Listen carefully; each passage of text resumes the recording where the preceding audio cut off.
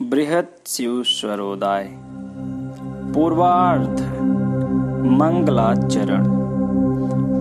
महेश्वरं नमस्कृत्य शैलजां गणनायकं गुरुं च परमात्मानं भजे संसार तारणम्।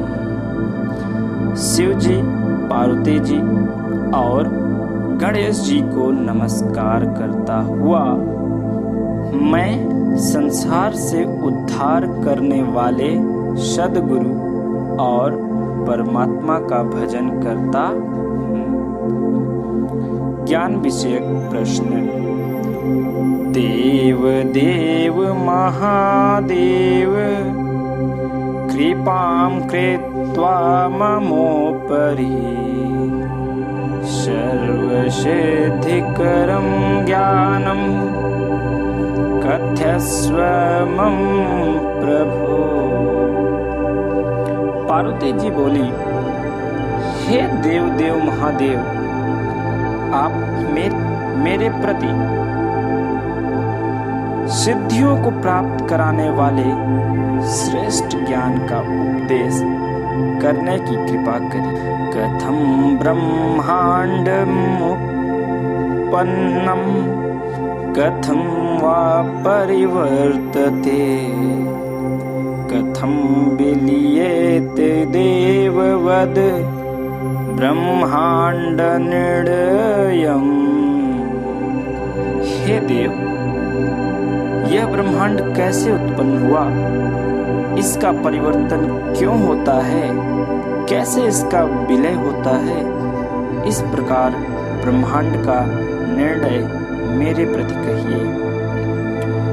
तत्त्वाद् ब्रह्माण्डम् उत्पन्नं तत्त्वेन परिवर्तते तत्त्वे विलीयते देवी तत्त्वाद् ब्रह्माण्ड निर्णयः। शिव जी ने कहा, हे देवी, इस ब्रह्मांड की उत्पत्ति तत्वों से हुई है, इसका परिवर्तन और विलय होता है। इस प्रकार ब्रह्मांड का निर्णय तत्वों से ही समझो। तत्त्वमेव परं मूलं निश्चितं तत्त्वाधिमे तत्त्वस्वरूपं किं देव तत्त्वमेव प्रकाशय। पार्वती ने कहा, हे देव, तत्ववादियों का निश्चय है कि ब्रह्मांड का मूल तत्व ही है, तो उन तत्वों का क्या स्वरूप है, यह मुझे बताइए। ब्रह्मांड की उत्पत्ति का वर्णन।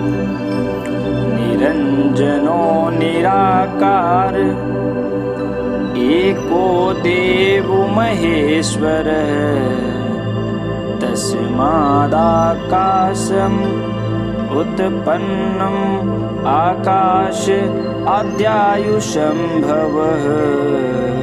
शिव जी बोले, निरंजन निराकार महेश्वर एक ही देव है,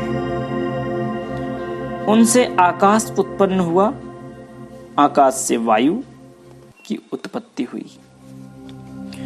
वायोतेच अस्तच्च पस्ततः पृथ्वी समुद्भवः एतानि पंचतत्त्वानि विस्तीर्णानि च पंचधा। वायु से तेज, तेज से जल और जल से पृथ्वी उत्पन्न हुई। इस प्रकार ये पांचों तत्व इस संसार में विस्तार को प्राप्त होते हैं। तेभ्यो ब्रह्माण्डम् उत्पन्नं तैरेव परिवर्तते विलीयते च तत्रैव तत्रैव रमते पुनः। इन्हीं से ब्रह्मांड उत्पन्न होता है, इन्हीं से पालन होता है और फिर प्रलय काल आने पर ब्रह्मांड इन्हीं में लीन हो जाता है।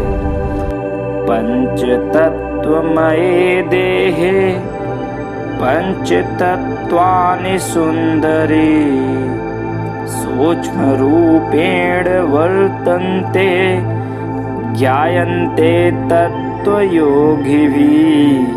हे सुंदरी, 5 तत्वों से उत्पन्न हुए शरीर में यह पांचों तत्व सूक्ष्म रूप से विद्यमान रहते हैं, परंतु उसका ज्ञान तत्ववेत्ताओं को ही होता है।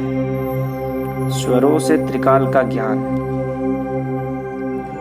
अथ स्वरम प्रवक्ष्यामि शरीरस्थ स्वरोदयम् हंस चार स्वरूपेण भयज ज्ञानम त्रिकालजम्। अब शरीर में स्थित अकार आदि स्वरों के उच्चारण में प्रयुक्त होने वाले प्रमुख स्वरों को कहता हूँ, जिसके ज्ञान से हंस 4 स्वरूप से त्रिकाल का ज्ञान होता है। गुह्याद हृदयतरम सारमोपकार प्रकाशनम इदं स्वरोदयं ज्ञानम ज्ञानानाम मस्तके मणि।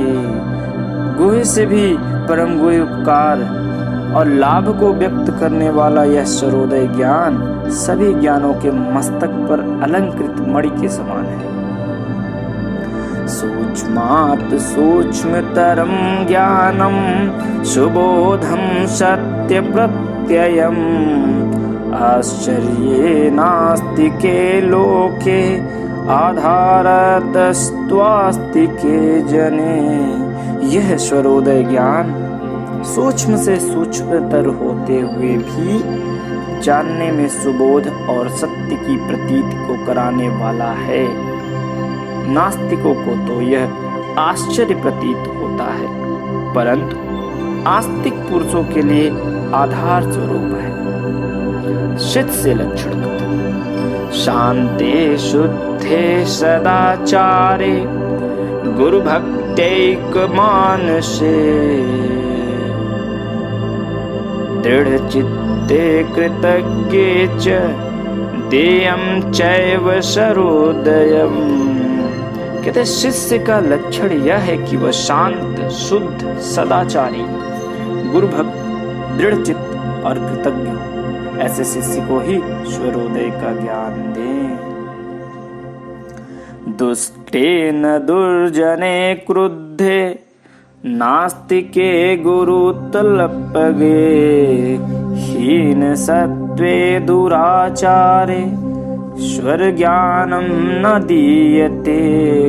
दुष्ट, दुर्जन, क्रोधी, नास्तिक, गुरुतल्प ज्ञानी, बलहीन और दुराचारी को स्वर ज्ञान नहीं देना चाहिए।